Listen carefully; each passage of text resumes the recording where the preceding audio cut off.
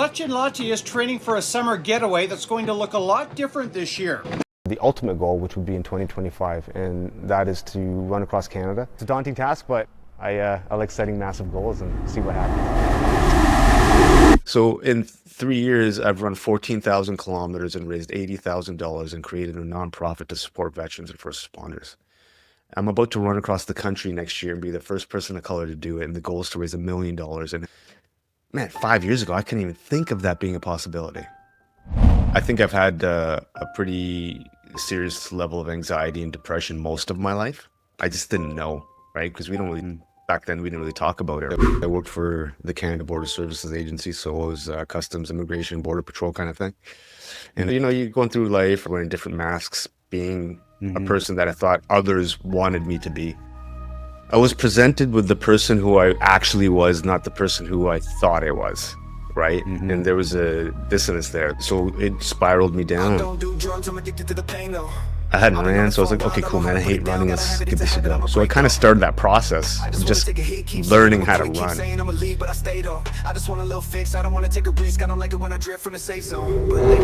This is something I find very interesting. You finished that first fundraiser, that first big run, the 100K. But things weren't great for you from a mental health perspective at that point. It wasn't like, okay, now I have found the fix for me and I can move on. You found yourself actually being like, crap, I'm really struggling still. I was worse than I was. I was way worse. Like, it was a challenge. Really depressed, unhappy with my life and the direction it was going in. And that's when it kind of hit me. I was like, oh, I'm just kind of waiting to die here.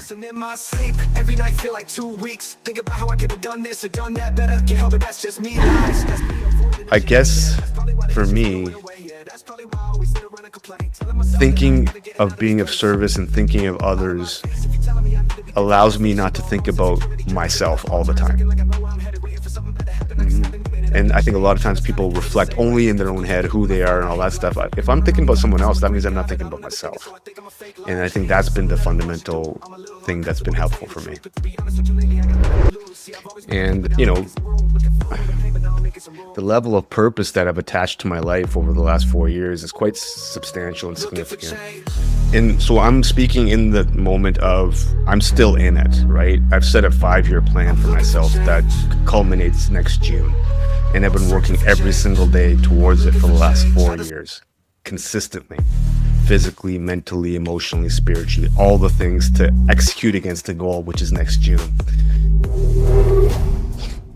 How does all this culminate into you being a better father or a more attuned father? Yeah. So, look, I have regrets. So I think,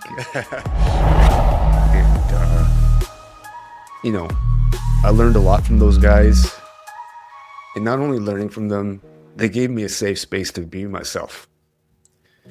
And I always, just give me a sec, man.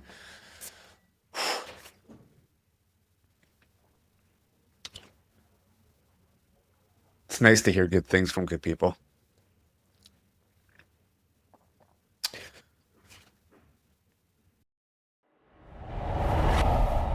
The Patina'd podcast is about the earned wisdom found in pain.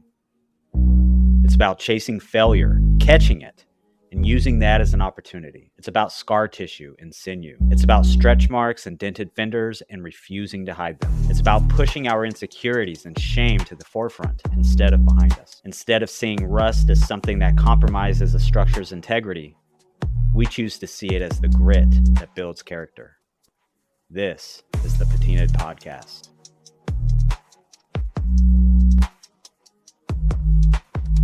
All right, welcome to another episode of the Patina'd podcast. So today I'm really excited about our guest, Sachin Latti. Did I say your last name correctly? Yeah, man, you're doing pretty good so far. All right, right on. So, I mean, here's where I messed up your name. I should have said AKA Lil Satch.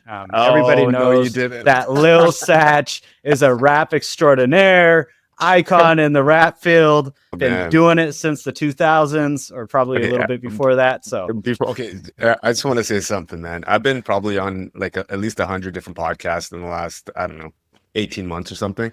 You're the first person in the space that I'm in now to kind of bring it up. So good for you, man. yeah, a little bit of research goes a long way, man. Yeah.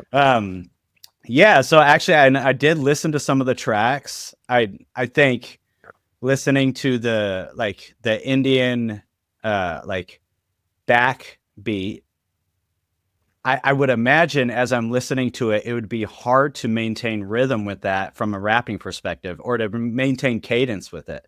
But yeah, it seems like that would be challenging. But because the beats, they're good, like the beats are really good, but I don't know. I'm not a musician, so take it with a grain of salt. Yeah, take it with a grain of salt. But the beats are like, it feel like it'd be hard to maintain the rhythm. Yeah, well, fortunately for me, I wasn't a rapper. I was just the production guy who kind of helped with the music and made the music and stuff. So there was really singers and rappers that had a lot of skill. We were able to do it, not me. Yeah.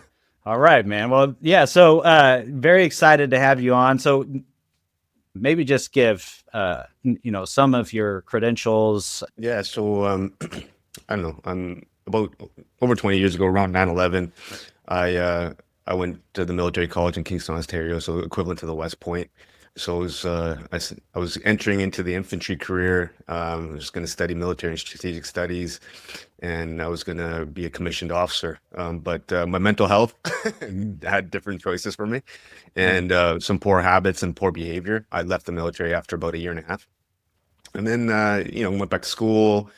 Ended up studying criminal justice, and then got into law enforcement, and been there for 18 years. And now I've kind of transitioned out of that career to focus more on mental health advocacy, raising awareness and funds for veterans and first responders struggling with mental health related issues. Okay. And so it was right after 9/11 when you decided to try to join the military and begin that journey. I did too. It was, what was it? 2001, 2000. Yeah, something like that. 2002. I have traumatic brain injury, so I have trouble remembering dates. But yeah, so yeah, it sounds like we kind of joined around the same time when it was in America. But so what was going on for you from a mental health perspective? You were pretty young, I'm assuming, like early 20s or 19, somewhere around there.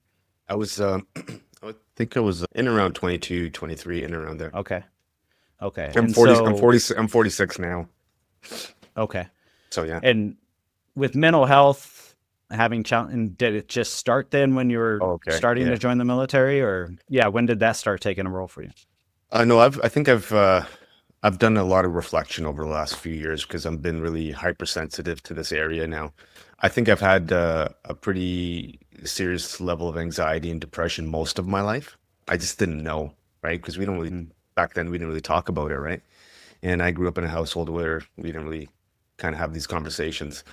So for me, just struggling, figuring out how to manage things, I ended up drinking more than I probably should have. And, that kind of led to poor behaviors. And so for me, I had struggled with my mental health most of my life. Yeah. Okay. I know your father's from India. Is your mother as well? Yeah. From India? Okay. Yeah. And so they came over, I think there was a stop in between India and Canada, and then they ended up having you in Canada. So can you explain the parenting style that your parents had with you and the challenges with that? Sure. So my mom left India when she was in and around 11 years old and immigrated with her family to England. And my father left India when he was around 19 years old to go to England to figure out what to do with his life. So, and I have an older brother who was born in England. And then after he was born, about 2 or 3 years, then my parents moved to Canada. Now, background into, I guess, the parenting style. My parents are awesome. So I got, obviously no one's perfect and people have, go through their own struggles as well, right? So I'm not throwing anyone under the bus in terms of, but, my parents were fairly strict, more so my dad. He grew up in his father was a police officer in India. And most of his family members were in the military, in the British Indian Army or in the Indian military. So my dad never wanted to go down that route in terms of military or policing. And he had an older brother, or has an older brother, who went into the military. And so I think he Mm. retired at lieutenant colonel. And so he didn't want to do that. So his father gave him a choice. It's either you either do that or you leave and get an education somehow. Mm. And so he's like, cool, man, I'm out.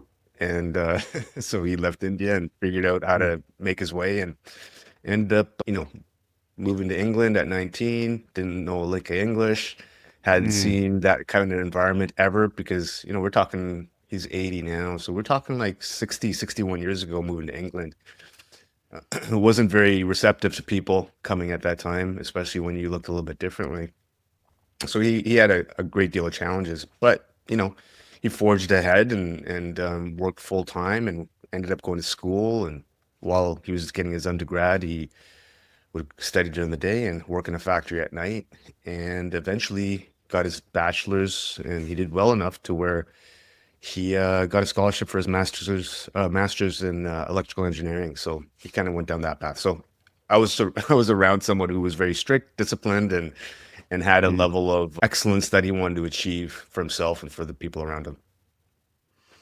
Yeah. It's interesting you're talking about maybe some of the racism that he might have faced in England. My wife's grandmother, her father is full-blood Punjab Indian. And Okay. then so her grandmother, this was World War II. So her grandmother was mixed, half Punjab Indian, half English. And so she dealt with a lot of the, just by being mixed race, she dealt with a lot. And that was World War II time, right? So there's a lot going on then. But yeah, so going into what you're talking about with your father, kind of being strict, being probably very well organized, probably being very disciplined and discipline oriented towards getting things done when he sets them out to get them done. How did that play in terms of, how did that look from a disciplinary standpoint? My dad put a high focus on education, and I was never really good at the education piece. Right? You and me both. Academically, I wasn't the greatest. And, I don't think it was for lack of intelligence or intellect. I think it just, I didn't focus very well. And I didn't really, I guess, having a level of really care for the studies and education piece. And, I get bullied and picked on, all these types of things. So I suspect that had an effect. And so for me, I was an average student at best, but my brother, I had an older brother, and he was a better student than me, but he also, was more of a free spirit as well, and wasn't really into the sciences and whatnot. He went into music actually, and hence the music that I entered because he did. And he actually became a very prolific music producer in his own way, quite popular in that space. So he excelled to the highest degree. And so for me, I never really excelled at anything. I was just kind of the black sheep loser who didn't do much. That's hard. And so, like, how is that within the home, the oldest doing well and excelling or something like that, and then the father's expectations is to do at least the same for another child, and for you to not be exceeding that?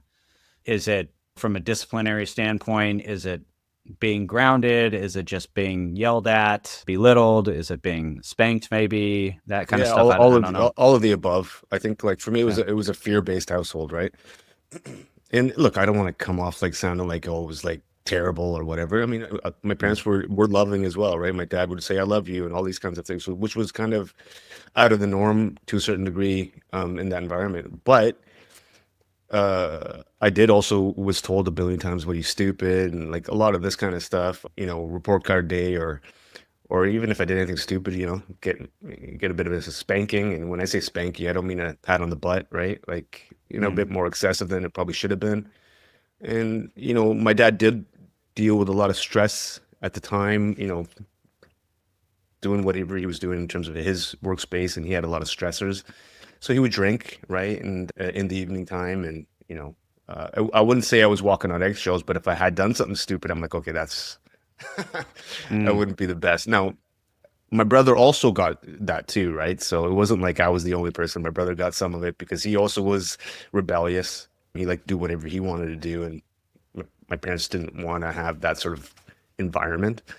So it was challenging for both of us for sure, coming up as first generation kids in the well, it wasn't Vancouver at the time. I was growing up in the Toronto area, and it was challenging, you know. But like a lot of people experience similar type of challenges. For me, it did. I did have a low self-worth and low self-esteem and all these kinds of things for most of my life. I think because of those experiences growing up. And I never thought I was capable of much. I thought I was average or mediocre at best, and I didn't have that much of an intellect. That's what I thought, right? Okay. And over the last 4 years, I've really changed that perspective on myself and really reinvented myself to who I am now. And that's based on just knowing that pretty much anything's possible given enough time and work and effort and a purpose. And so that's where I find myself now. Yeah. And so up until 4 years ago, you didn't have that, the purpose side of things.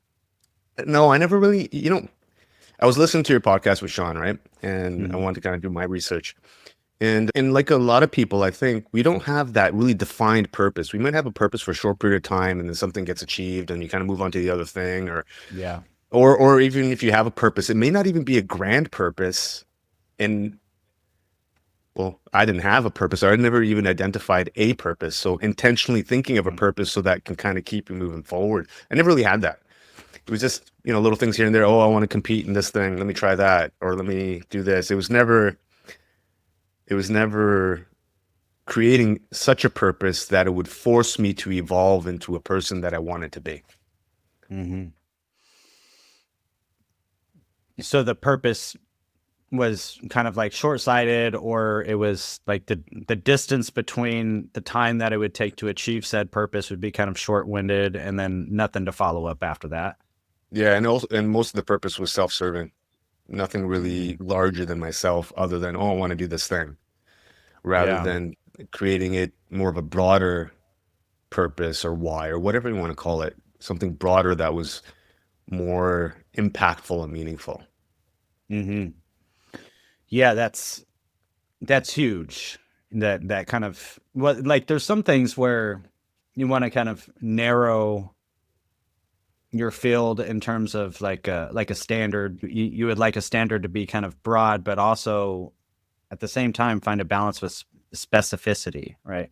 Because otherwise you kind of feel lost and overwhelmed with, okay, here's an idea, but I don't know how to get there. So kind of breaking it down with smaller objectives. But Mhm. yeah, I think that's huge. So then what are you doing up until that point in adulthood? Up until 4 years ago, what are you doing?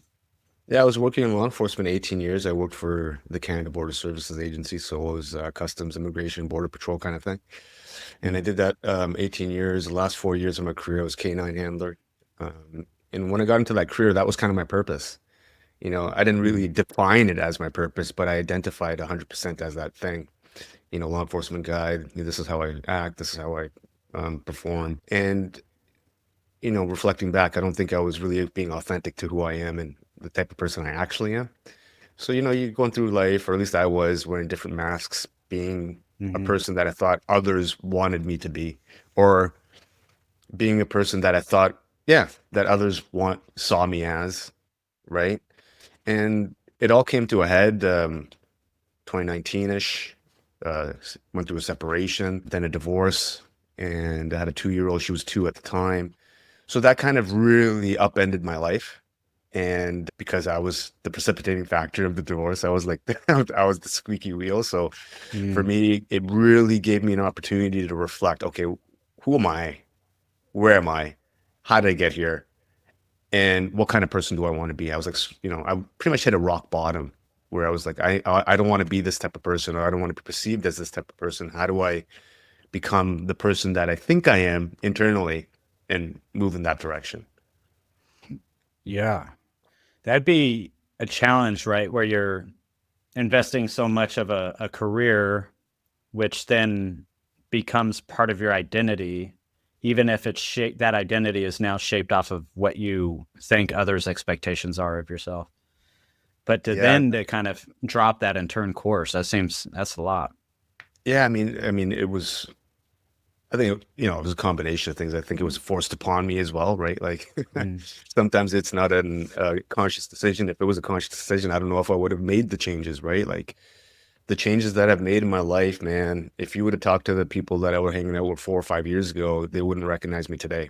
Not like physically, I relatively look the same, but I'm just an entirely different person. The way I think, the way I perceive things, the level of clarity, the things I want to do moving forward, like all these types of things are significantly different than they were 4 or 5 years ago.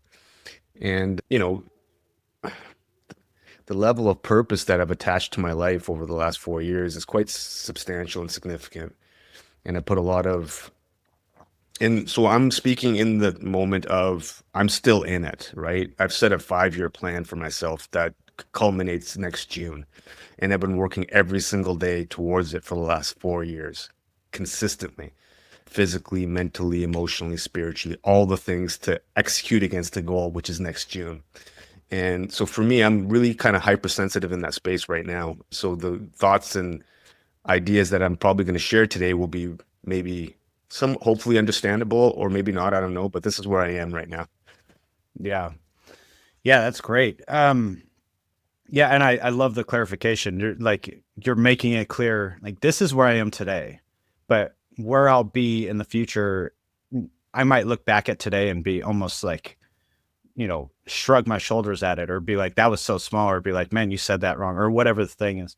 My wife has shared a quote with me, what she heard the other day, and I can't remember who she said it came from, but the person said, if you don't listen to something that you said 3 years ago or follow a belief that you had 3 years ago and you're not embarrassed by it, then you're not growing.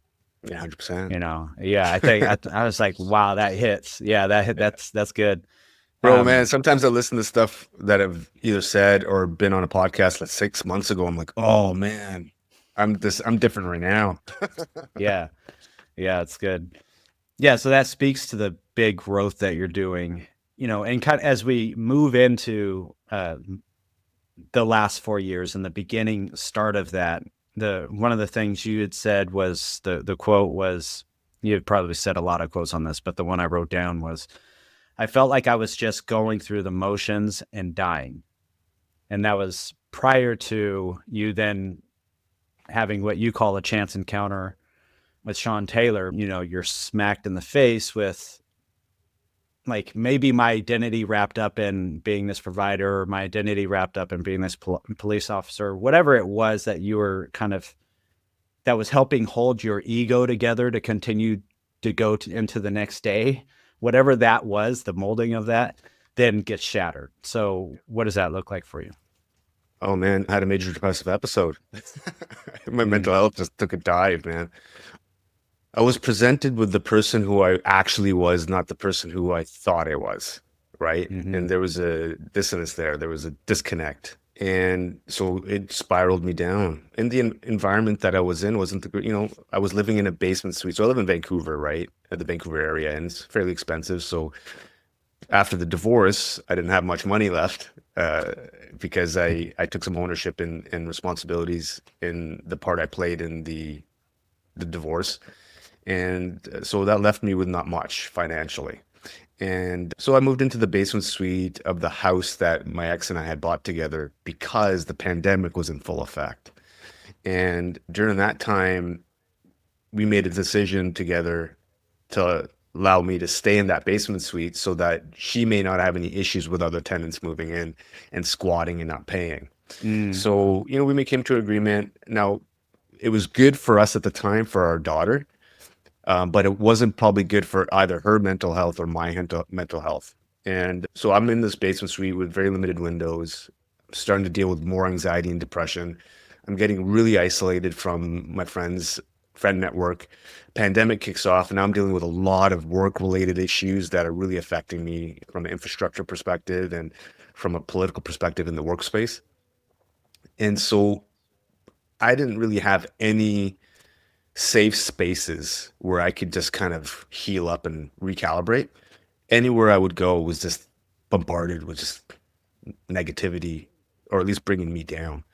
And so that's kind of the environment that I was in, right? So now my mental health really started deteriorating in the workplace. People could recognize it to a degree that there's like, oh man, like, should he have his tools on him right now? Should he have his pistol? Should these things be happening? I mean, good on people for recognizing that my mental health was kind of deteriorating, but the way things kind of happened and transpired really affected me a lot more, because now, you know, tools are removed. And if you really identify with who you are as that uniform, all these kind of things. And then I'm going through a divorce. So I was stripped of my identity in multiple ways. All right, just a quick pause. Firstly, I want to thank you. I want to thank all the people that have been subscribing. The show has grown. So I have a 1-week challenge for you, the listener, to do something daily that's going to put yourself in a situation to fail or be rejected or do something that sounds miserable in a good way. Don't be vague about this challenge. Sit down, write it down with a pen and paper, and it's likely something that you want to already do for yourself. This could be asking out that barista that you think is cute. This could be taking a cold plunge every day or a cold shower. This could be like calling up people that you need to reconcile with or ask forgiveness from. This could be just starting up that daily practice that you've wanted to do for a long time, like journal and prayer. This could mean going and getting that free trial at the nearest jiu-jitsu class. This could mean getting creative in the kitchen and trying different meals and different ideas. Or it could mean just meal prepping. So there are a ton of different things that you can do that helps build up your ability to take on normal misery and become more resilient. And if you already did this challenge last week, then go ahead and start a new challenge or continue to progress off the challenge that you did last week. For example, if it was trying to run a further distance than you've ever ran, you can continue to progress that forward. Or if it was something else from an exercise perspective, like doing 500 push-ups a day, you can progress that to then 550 or 600 push-ups a day. Or you can just take on something totally new that you're interested in. The number one rule is this can't cause lasting harm to yourself or someone else. So don't do anything stupid. This all has to be based in the idea of building yourself up in a healthy way, which leads into the second rule, which is this has to push up against your avoidance. This has to push up against something that you're avoiding to do for yourself. Again, that is healthy for you. That's the challenge. Let's keep normalizing the idea of chasing failure, seeking it out, and pushing ourselves in ways that we never thought was imaginable. Thanks. Enjoy the rest of the episode. So at work, they took your weapons away from you because they were concerned about you from a mental health perspective. And then at the same time, you're going through the divorce. Mm-hmm. Wow. Yeah. So also I worked there for like 18 years, right? So I really identified with that space. All of my friends, everything, my life was kind of in and around that, all my friends, right? So that started kind of disappearing too. So my support networks, everyone started really kind of ghosting me based on whatever the case is, I don't know, right? But I started becoming really isolated to a degree that it was very challenging going day to day. And I was very emotionally dysregulated. Emotionally, I wasn't a crier, man. I was a pretty hard type of dude. I'd be crying all the time. Like, it was out of control. And so for me, I recognized that something's going on. I don't know what's going on. I made a commitment at that time not to drink because I know, if I start drinking, it's going to cause some more issues. So I just said, okay, I'm not going to drink right now. And then I just started trying to dive into things to help myself without understanding how to properly do it.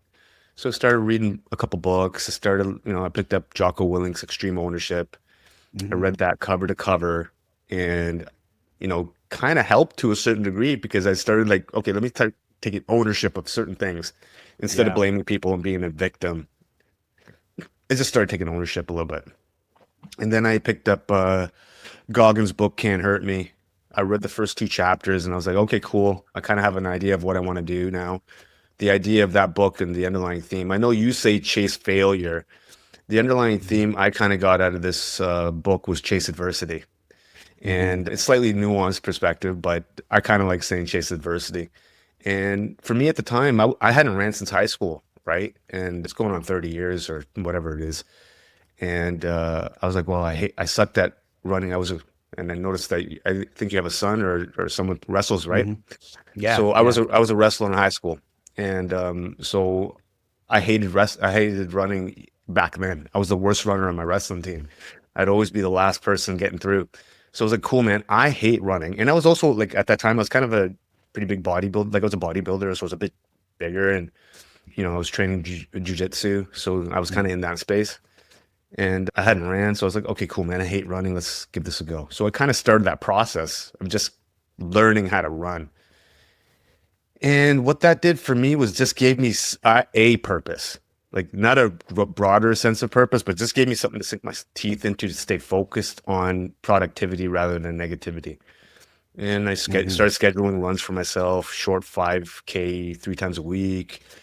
I'd see little progress, then I'd set another goal, achieve that goal, and then I would consecutively just keep pushing the envelope until about, a few months later, I was like, let me test myself, see if I can run a half marathon.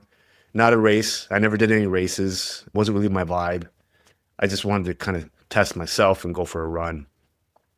So after I ran a 21K on my own after work, that made me feel good. I never thought in a million years I could run 21 kilometers. No one told me to do it. I got up off my ass and did it myself. Had no clue on how to do it. I didn't have any fuel, nutrition. I was just went out for 3 hours, right? My shoes at the time were 10 years old, right? I wouldn't do that now. And they weren't even real proper running shoes. They were running shoes, but they were like, whatever, not real kind of running shoes that you would understand what I mean by that.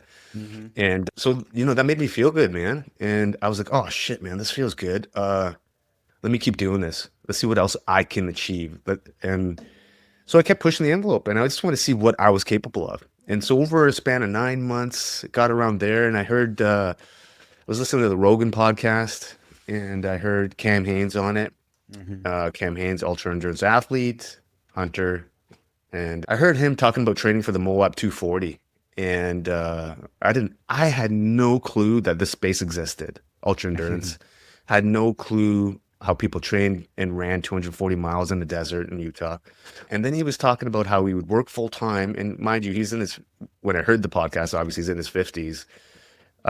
He was talking about he would get up in the morning, run a half marathon in the morning. So he's hitting up 21K, 13 miles, whatever it is. And then he'd go to work and do the same thing after work. So basically running a marathon every day. And I was floored, man. I was like, I didn't know people could do that. That's the craziest thing about Cam Haynes' story is like I heard him talking about like he would go to the theater with his kids, and then he could sit there for 5 minutes. He's like, hey, I'm going to go for a run around the block. And so while they're watching the movie, they'd just be like, okay, Dad, go ahead. Like they just know who he is and what he's about. So he'd go and get 10 miles in, and then the movie would be over, come and pick him up, and just sneaking miles in anytime he can. Yeah. Yeah, man. And it was super cool to hear, man, because like I got inspired. And so I was like, cool, let me see if I can do something like that. So I set a plan for myself to be able to run a half marathon every single day for a week. And now at the time I was running about 6 miles or 10K a day. I got to that place where I was like running 70K, and I was like, I never thought I could do that. So I thought, okay, let me set a plan. So I set a plan to every week add 1 kilometer on top of what I had done for that day. So I started with 11K every single day, then 12K, 13 every week. And after 10 weeks, I got to 21 kilometers. And, mind you, at the time I was still at work. I was still running the dog, still was kind of lifting a little bit. And so I was kind of doing all these things. Now, this is where my major depressive episode or these things were kind of happening. I wasn't really sleeping much, right? I was sleeping maybe 2-3 hours a night. So I just get up and start doing things. And so I ended up running 140 something kilometers that week, still going to work and all these other things. I was like, holy crap, man, I never thought I could do that. So it kind of leveled me up again internally, right? That self-worth, self-belief. Yeah. And then I thought, what else can I do? So then again, pushed it again. That year in 2021, I wanted to see if I could raise money for charity and to help support veterans and first responders with PTSD or occupational stress injuries or mental health issues. And so that year in November of 2021, November 7th, the same week that we have something called Remembrance Day here, you guys call it Veterans Day. And I wanted to raise money for veterans and first responders. So I thought, okay, let me see if I can run 100 kilometers. And I started fundraising in about August of 2021. And I started training in around that time, doing bigger training blocks, 40K, 50K, that kind of thing.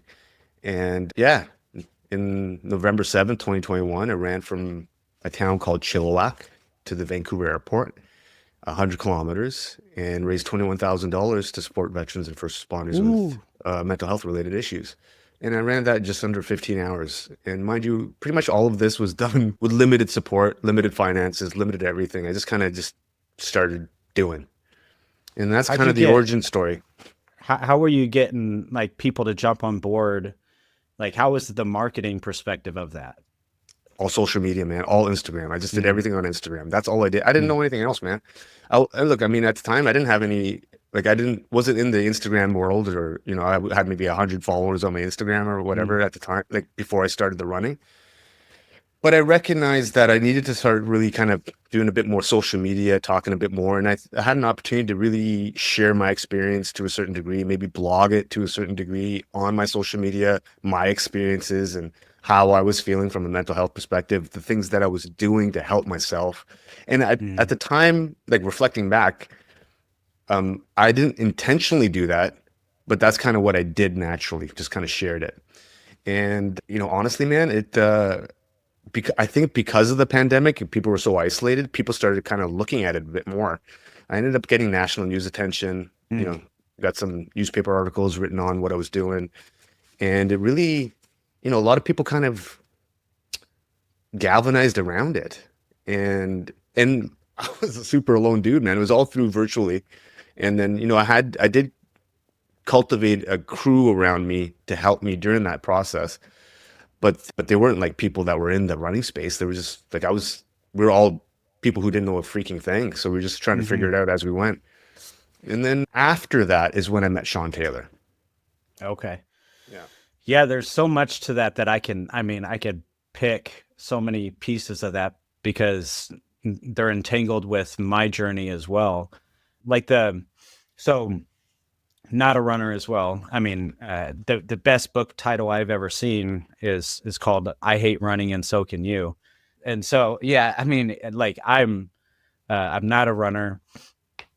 Like I joke that my oldest, who's the wrestler, he's a more talented runner than I am. He's just a natural runner. Like he can go and we'll go and put in 3 or 4 miles, and he's doing he's 10. So Awesome. yeah, but anyway, so not a runner. Last time, like I think before the big kind of breakthrough with running for me, it was like maybe 7 years, something. I don't know.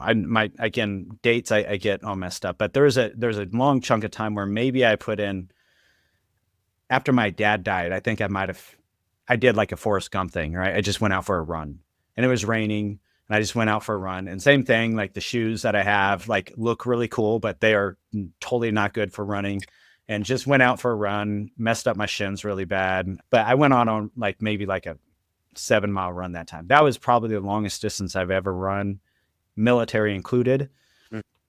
And like in the military, we'd go maybe like 3 miles, 5K type thing here and there, but nothing too crazy. We would ruck long distances, but never like running, nothing too crazy. But anyway, so like I'd gotten physically healthy. My journey was getting sober, getting mentally healthy. And then at some point I decided to take physical health seriously, lost about 90 pounds. And so I had been in physical good shape, not from a cardiovascular perspective at all, but just from general, like being physical 5 to 7 days a week, working out, lifting or doing yoga, that type of stuff. And then long story short, decided to go and do a marathon. I'll kind of cut through some of the details, and same thing as you, like the tennis shoes were junk. I think I bought them off of eBay on sale one time because I thought these would be good to go run a mile in or something, And so went out on those, had some buddies come out with me on this loop, and I just did the marathon. I just did it. And like I brought, I don't know, maybe 20 ounces of water with me. I thought this should be good. This is going to be plenty. I brought some like ketones with me because I'm like, this will help me later on. I didn't know. I had no idea what I was doing. So like my buddy, he'd have to run over to the groceries or to the gas station and bring back like orange juice or something because I had no idea. So anyway, I did that and completed that. But that was this moment of like, holy cow, how like up until that point, I had been 15 years sober.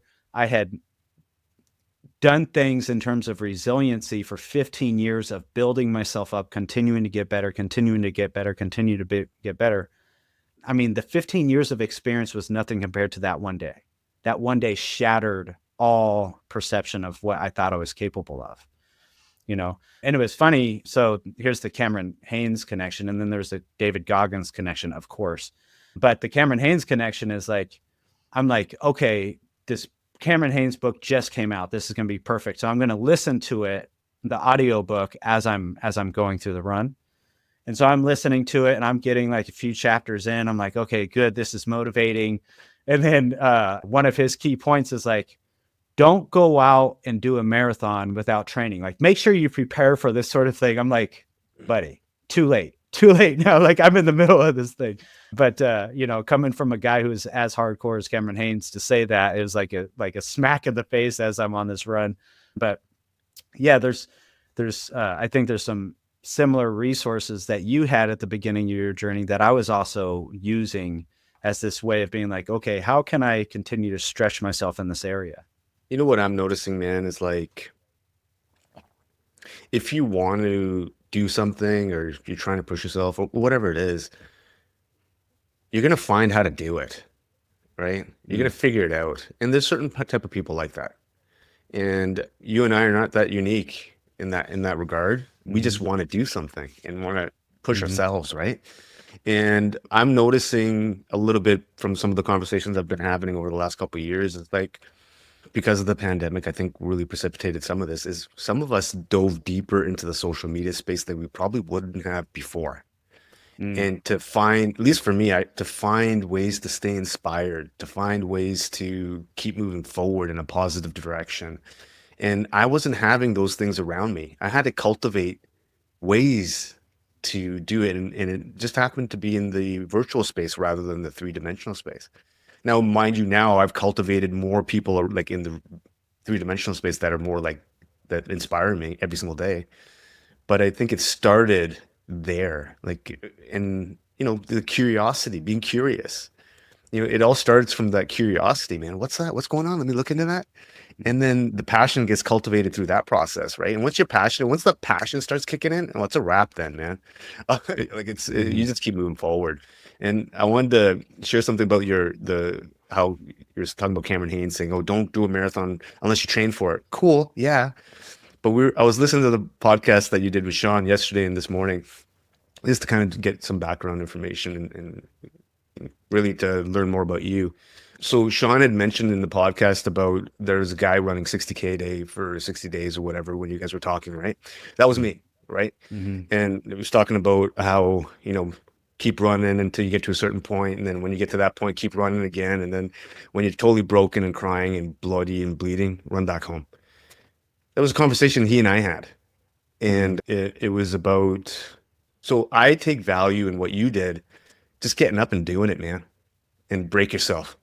Because I mean, maybe it's not for everybody, but it's for some people. And for some people, we need to break ourselves to see where the limit is, see what we're capable of, see what we have internally. And that's what that's about. Like, it's not about showing off to anybody. It's not about impressing anybody. It's about, man, what can I do? And I want to know where that limit is. And once I know where that limit is, I want to improve it. I want to get it better. And fundamentally, I think that's what it is, from my perspective anyway. Yeah, I think, and I had heard you on another podcast mention this, like your first, with Goggins, your first interpretation of what he was trying to, his message he was trying to share was more about just the physical aspect of it. And then you realized it stretches, and that's what it was for me. It's like this podcast happened one day the idea happened one day while I was on a long run, and it like perpetuated because I was like, I didn't know about the collective yet. If I did, maybe this podcast wouldn't have existed, but I was like being challenged by finding shows where the theme was ways to become better was just the constant theme, right? And so there's different things where Joe Rogan might have a guest on here and there, and some, Lex Friedman or some of these bigger podcasts will have a guest on here and there where you're like, you listen to it and you're like, okay, yeah, I can really take away anecdotes. I can really take away things and try to use that in my own life. But it wasn't until the run where and some of these longer runs where that happened after the marathon, then, because the marathon is then like you, the next run was like, okay, I'm going to try to raise some money for somebody in addiction to go and get treatment. Let's see if I can do that. And then I did 100K, and then it went into the next kind of things. But it was like the running, it was what I was getting within the experience that was saying, here's areas where you can grow. Like here's a thing that you can work on, and it would happen within a run. So the run itself was, like your cardio only needs to be so good. It doesn't need to be so good where you need to run 100 miles. That's probably excessive. But what you get from a resilience standpoint and your idea just to say yes to fleeting thoughts that you have, like, this would be cool if I did this. Oh, now I'm accountable to that. I can't just drop that. Now I have to follow through with it, and what ideas come up for you, even in terms as a husband and father. Like, I have these ideas that come up. Okay, I want to do these things with my kids.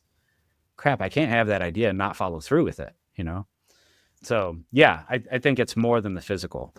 I agreed, man. I think for me, I was never a studious kid, right? Or even when I went to college or university, I never studied much. But I look at the runs that I've done over the last 3 years as my education, as self-development. Like, I mean, I give zero Zulu Foxtrot to medals, trophies, like all that. I don't care. I got a bunch of trophies from bodybuilding sitting over there. I got a bunch of jiu-jitsu medals. I got a bunch of running medals. Like, I mean, who cares, right? For me, that's how I feel. What I feel for me is like, what have I learned through the entire process, man? How did I shift? How did I become a different person? And for me, I've had to do those really challenging things because I'm stubborn and thick-headed. And I have to do these things to really break myself.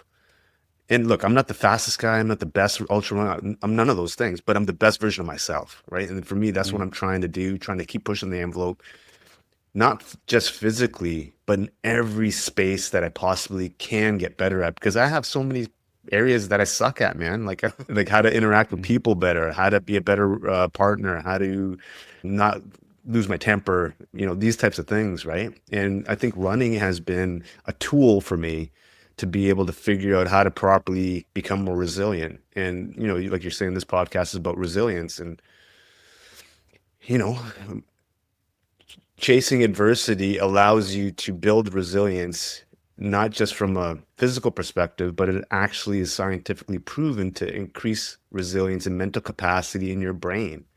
So if you're voluntarily doing things that you don't want to do, you're increasing that part of the brain. Now, the important thing to consider is voluntarily do things that you don't want to do.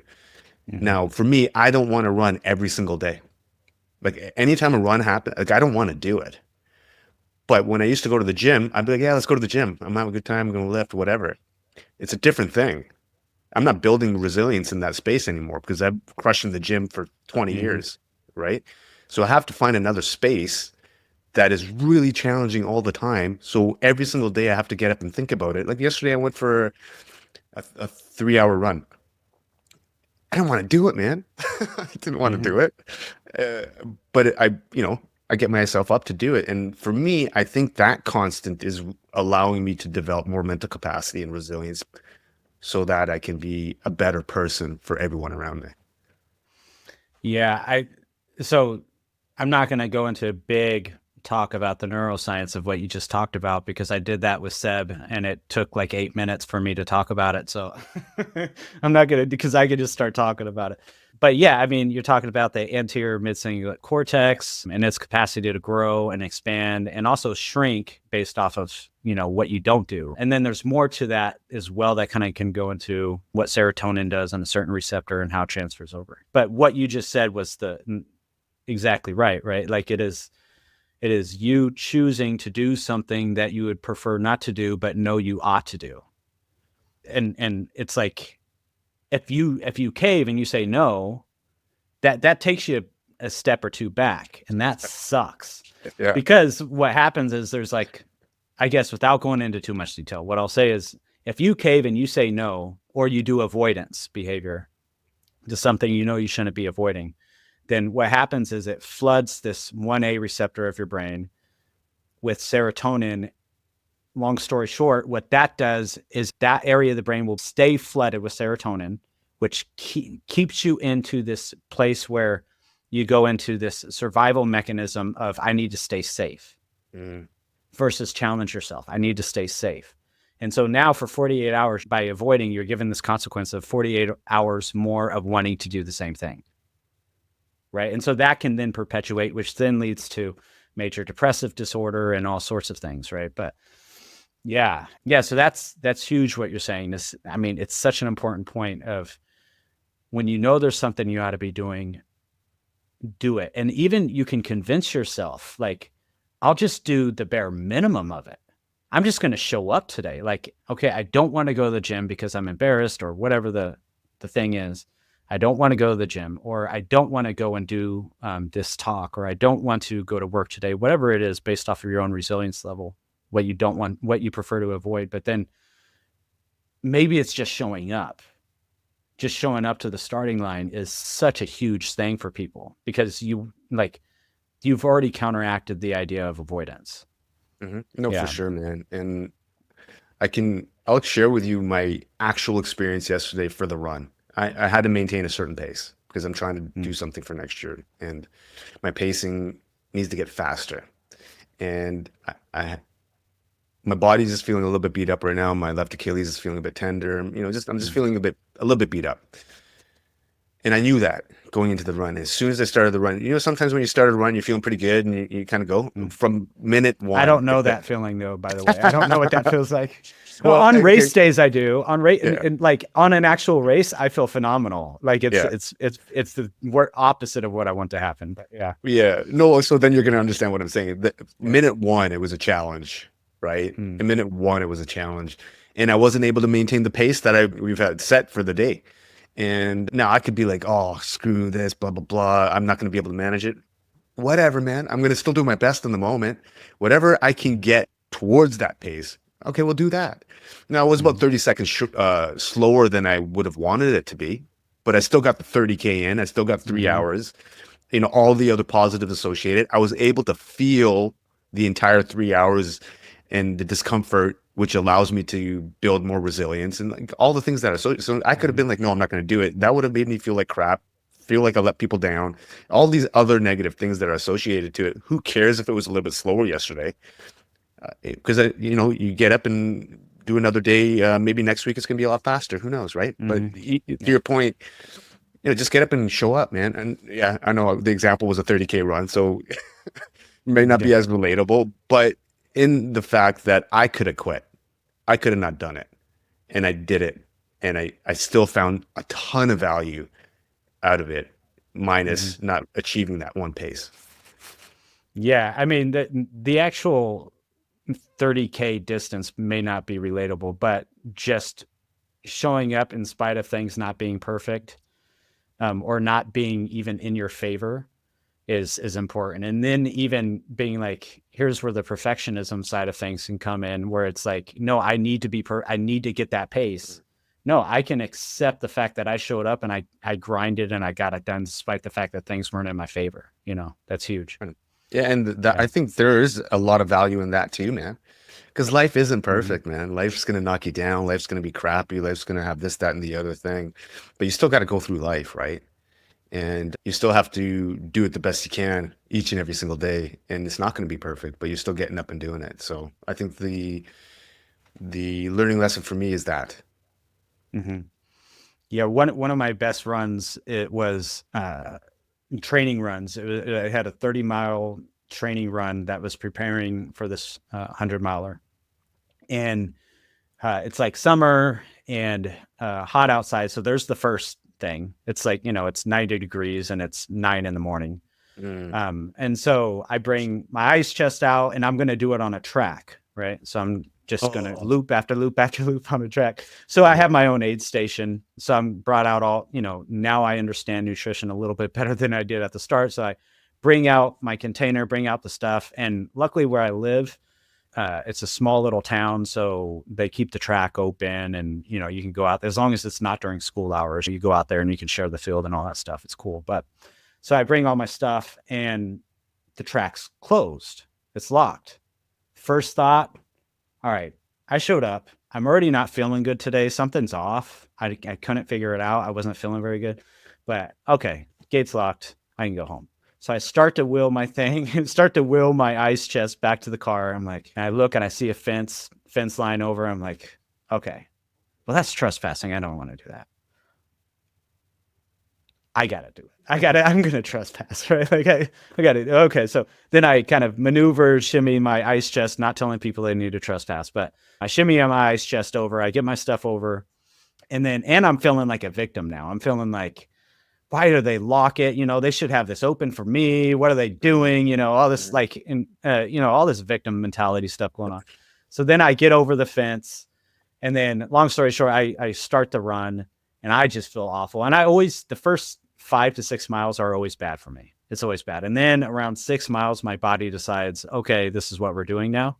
So I'm running and I get around that 6 mile mark and it's still not happening. My body is just like, ugh, like, no. And then I'm starting to feel like super drained and I'm going super slow pace. Like I'm not a fast runner either. I'm going super slow pace. My body's just not willing to cooperate.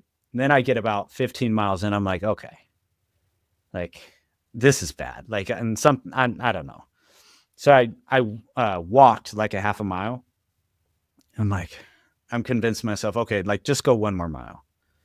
And then something happened where 3 more miles went by. I'm like, okay, just go 1 more mile. And then again, 3 more miles passed. And I started to get into a little bit of a groove, Mm-hmm. Long story short, which isn't so short, I finish, I get into my car. I'm like, man, I feel so good that I was able to do that. And my time was awful. Some of my pace at some points were literally just fast paced walking. But I finished and I got it done in the heat and all this stuff. And then later on that day, I found out, oh, I have the flu. This is why. This is why I felt so terrible today. So even that, like I'm glad I found out afterwards because that would have been a really hard thing to overcome, like and convince myself I should go run 30 miles with the flu. But afterwards, I was like this huge thing, like, oh, dude, like that's why. Okay, good. Like you don't have to feel terrible. Like here's what was going on for you. So that was probably one of the more bigger highlight, training runs that I've had. So yeah. Yeah, because you can also fall back on that when things are challenging and another time. You'd be like, I did that time, so we can do this. It's all good, man. I'm not sick this time. We can keep pushing. Yeah. No, man, I really value these types of conversations and like people who are trying to just push themselves and just be better people for themselves, not only for themselves, but the people around them, right? And that's kind of how I live my life now. I just want to be the best version of myself. I wrote a mission statement for myself like 2.5, 3 years ago. And it was to maximize my skill sets for everyone around me and to affect permanent positive change. So pretty much that's what I've been doing or trying to do over the last 3 years and progressively keep pushing myself to whatever limit I have. So, I ran that 100K in 2021 and then I was like, oh, cool, what else can I do? And then 2022, I scheduled myself to run 9 ultra marathons in 9 months. And so pause real quick. Before you started that, because this is something I find very interesting. You finished that first fundraiser and that first big run, the 100K, but things weren't great for you from a mental health perspective at that point. It wasn't like, okay, now I have found the fix for me and I can move on. You found yourself actually being like, crap, I'm really struggling still. I was worse than I was way worse. Like I felt like I couldn't even relate to people anymore. I just done a thing. I did this, and I was already kind of like a bit of a person who's kind of a prickly person. Like, I wasn't super. I just didn't hang out with tons of people. I was a bit of an asshole, to be honest, right? And so I was struggling a lot, and I was still running. I was still trying to do something, but it was a challenge. Really depressed, unhappy with my life and the direction it was going in, and I was working at the workplace, and that's when it kind of hit me. I was like, oh, I'm just kind of waiting to die here. Like, I'm just going through the motions, waiting to die, and that's no way to really live my life. Like, Cameron Haynes says, endure, right? And, that's kind of what I was doing. I was enduring life, and I kind of disagree with that perspective now. I want to experience life, not endure it, right? I want to take part in it, not just have it take part on me, So for me, that's when I connected with Shawn Taylor. And I don't know, he's a buddy of mine now, but at the time I was seeking out help or knowledge or wisdom or something, right? And I just ran that 100K on November 7th. Coincidentally, that's his oldest son's birthday. And which is kind of interesting. And then in December of 2021, I'm also pretty good friends with Seb Lavoie. He's a good buddy of mine too, and we've known each other for a few years. And both Seb and Shawn were traveling to Haiti for consulting work in December of 2021. And I was at the workplace at that time, but my tools had been removed, and I was kind of working an administrative sort of gig at the time. And I was struggling a great deal. And at that time, Shawn and I had been kind of communicating a little bit over social media, just kind of commenting here and there, DMing this, that, and the other. And his flight back to his hometown, which is Rosslyn, British Columbia. It's about a 7-hour drive from Vancouver in the mountains. It's on elevation. It's like small little town, 2,000 people. And his flight was canceled because there was a snowstorm here in Vancouver. And if anyone knows anything about Vancouver, we don't get snowstorms. It doesn't really, I mean, it snows a little bit, it gets cold, but it's not like anything that's going to cancel things. But his flight was canceled to go back to Rosslyn. And so he had posted up in his stories, hey, I'm in Vancouver. Anyone want to connect and go for a coffee or whatever? I hit him up, and he's like, bring it. And so we met up at a shopping center, sat down, got a bubble tea. He got one, I got one. Yeah, he actually got me one. I still owe him a bubble tea. And we sat down for about 30 minutes, and it turned into about a 3-hour conversation. And for me, I kind of needed something like that at the time, some sort of connection, some sort of conversation, like-minded people, all that kind of stuff. And through the conversation, I could tell that I needed to speak to someone like that more. And so after our conversation, I asked him if he'd be cool with communicating again. And he replied back by saying, if you think it'll help, sure, man. So we would communicate 4 to 6 times a week via Zoom, unlimited sort of time frames, no real time limits. And he and I would, became friends over those conversations and connected. It wasn't like a dude trying to help me. It was just the two guys, just conversations, and I was asking questions, and he would give his wisdom or insight from his perspective. And through that process, that's when I really started opening up my eyes to a purpose in life. And so with his assistance, I sat down. He said, don't get up from your dinner table until you write down your purpose and why. And it took 2 weeks, man. And I just that's what I focused on. What's my purpose? And my purpose was my mission statement that I just said to you. And I've been executing against it ever since, right? And, we would talk for about 2 or 3 months, and then it got to a point where we would talk once a week, every Sunday. And then it came to a point where I became, somewhat normalized and not as much in the hurt locker as I was. And because I had created a purpose, I started moving in a positive direction. I started doing other things. And then I scheduled myself in December of that month, actually after our meeting or in around that time, December of 2021, I registered for 9 ultra marathons the following year in 9 months, never even doing a 5K or a 10K race. I was like, yeah, let's do it. How hard could it be? Like you said, no clue, no freaking clue. And I started in March, had my ass handed to me on every single one of them, but I learned and I developed and understood after every single one of them. And at the end of the year, November, I ran a 90K, but this wasn't a race. It was another fundraising sort of event that I organized. And I ended up raising that year $16,000 to support veterans and first responders. Mm. And then now I'm kind of in the space now. Okay. I'm like, okay, cool. I kind of feel a certain direction. I had to set a plan. Okay, you know what I'm going to start doing? I'm going to see if I can run across Canada. And I gave myself a 4-year, sort of 3-year plan to do that. And I had no clue how to do it. So Shawn was like, hey, maybe you should hire a coach now because you're kind of at a place where you could probably get a coach. So I connected with a local, amazing coach, awesome runner, Ron Lowen, super fast guy, you know, anywhere from 5 to a marathon. He's quick, like quick. And I knew I set a massive challenge to see if I could break the record for the fastest run across Canada. So I thought, oh, I'm going to need someone who's going to help me with that.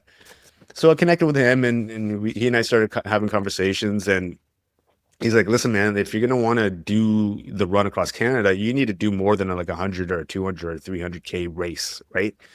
We need to really increase the training blocks and change the format and the dynamic of how you're running and training. So I was like, cool, man, tell me what's up. Like, what should we do? Well, so he said we should have at least one massive training block. Like, and when he said massive, not like a 6 or 9 week thing, but like the volume within a short period of time. So we ended up having these conversations, and then we came to a conclusion, or I came to the conclusion, okay, I'm going to run 22 marathons in 22 consecutive days. And now, because I'm a mental health guy and veterans and first responders, I wanted to raise awareness and funds to help and support those people. So in August of 2023, I ran across the province of British Columbia. So it'd be like, I don't know, running across the state of Texas, I guess. I don't know. Like, wow. I don't know how big it is, but it was over 1,000 kilometers in 22 days. I'd run a marathon every single day from a town called Revelstoke all the way to the Victoria, and raised another 16,000 for the charity.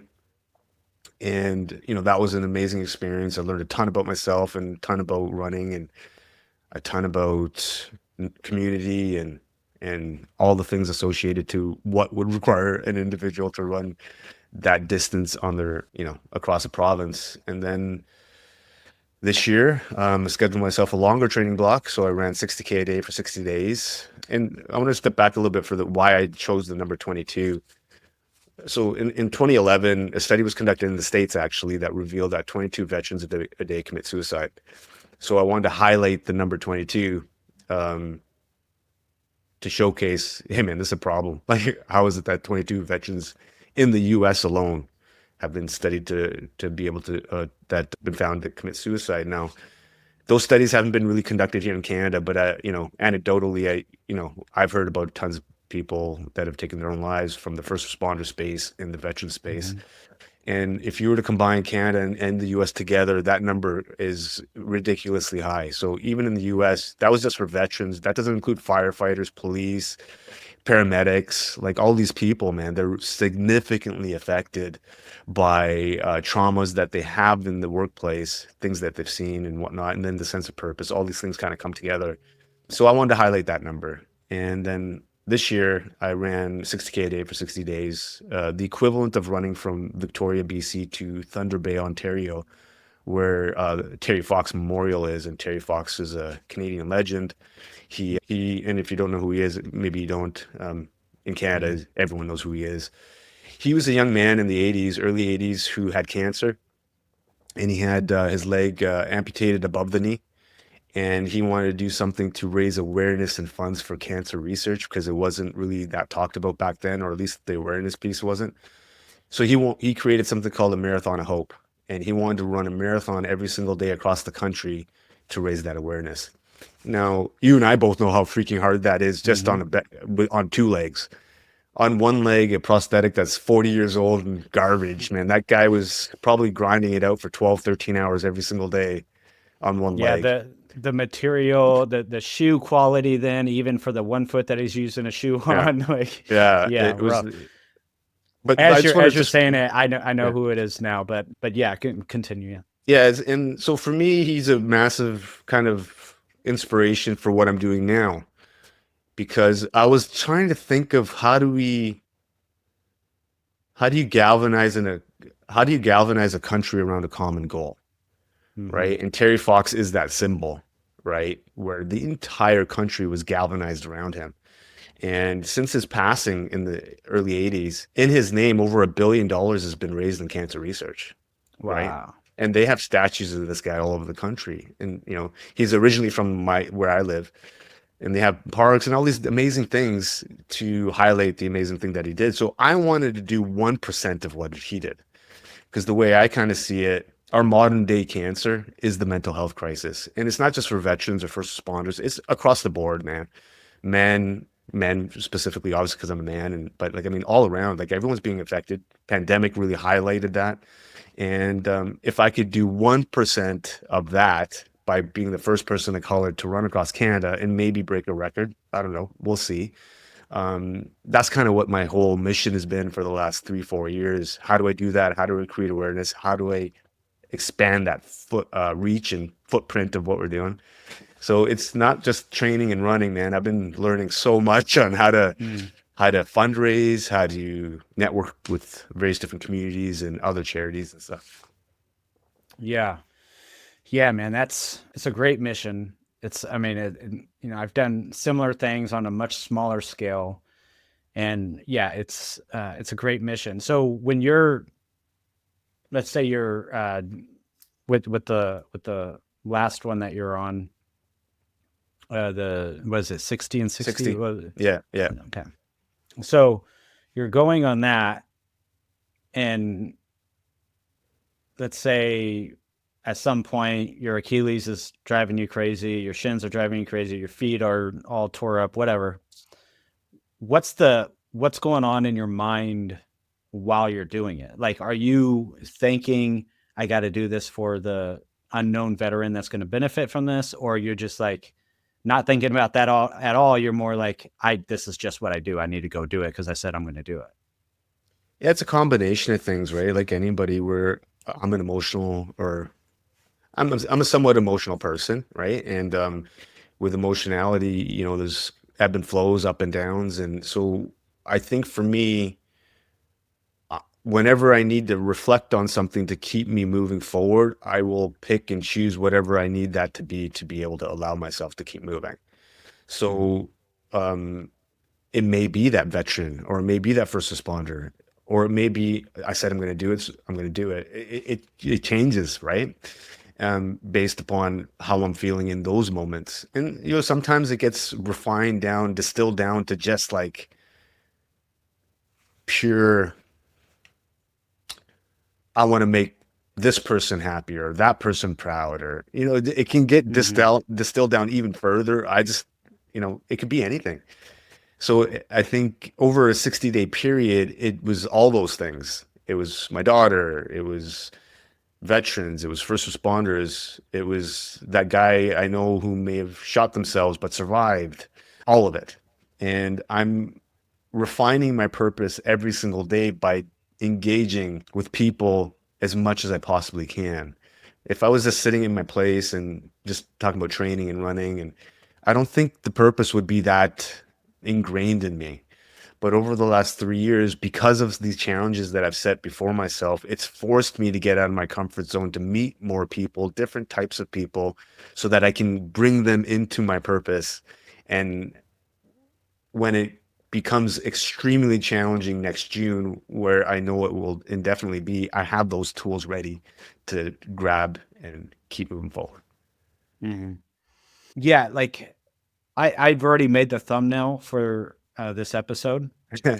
Right now, what the thumbnail says is service, just one word, service. And because as I'm following you, I'm like, this is what this is. It's service. Like even from like you know, you join the military, even though it's only the 1 year, it's service. Like I don't know if you join the police force to be intentional about being of service, but nonetheless, like it's service, you know. And then this whole thing that you're doing with running, it's all service, like even more so than the previous two things I said. This is only purely focused on service. So let's talk about that a little bit. Like, how does service help highlight purpose? How does service help like make purpose feel more purposeful? I don't know how to say it, but No, that's a great question, man. I think it's multi-layered and faceted for me. And it can start from being born into a community of service, right? You mentioned Punjabi. So my parents are Punjabi from the state of Punjab, northern India. And the primary faith in that area is the Sikh faith. So I grew up in a Sikh household where one of the fundamental tenets of that faith is a word called seva, S-E-V-A, and which means selfless service to the community. So I'm born into that. So when you look at let's say the Indian military, the Sikh faith or people of Sikh faith is a minority group in India, maybe 2% maximum, but they make a majority of the military, or at least a large proportion based upon the small 2% that they are.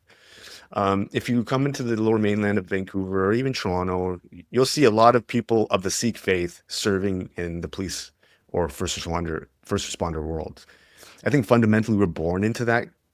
We might not think of it, but I think that's kind of culturally how we work. Now, I didn't think of that going into these different spaces, but I really identified it as I got into this space of running. You know, when in law enforcement and the military sort of stint I was in, it wasn't really at the forefront. It's in the forefront of my mind now because I'm connecting more I've had to go on a path of connecting more with service because that's what I'm doing.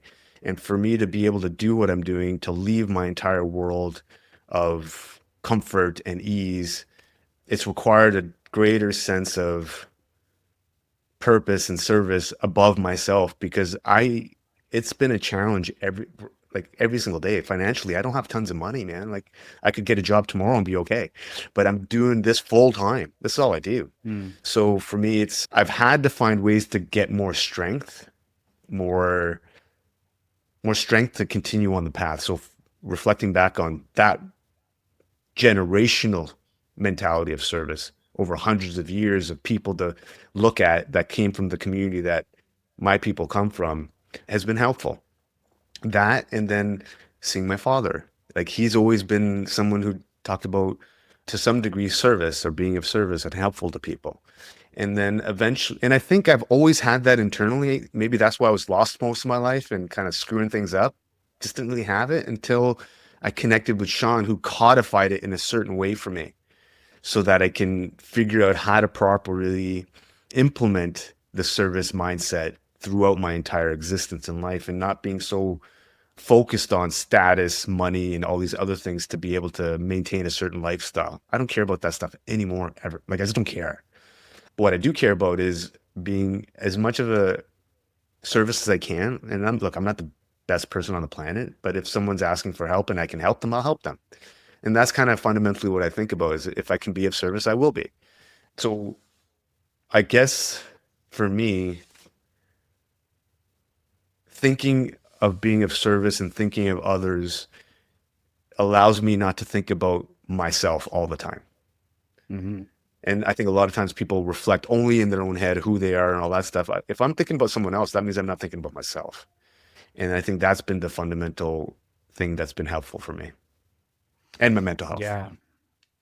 It's such a key thing. I think we live in a society now, at least I can't speak for Canada, but our society here is that it's very self-based. It's very much in being your true authentic self and just following what's right for you. And I think those things are good to a point, and then it becomes overindulgent of self. And something I've learned now coming up on 18 years ago, when I got sober and the rooms of AA, they would talk about getting outside of self. And what they meant by that was when you're thinking too much about yourself, start to think about how you can help someone else. And then that pulls you out of all the kind of cesspool of crap that you've compiled up for yourself over your life. It gets you out of thinking about that and then moving into another direction. Because it's not that you don't want to address the cesspool. It's that when you become overwhelmed by just thinking about it, there is no addressing it.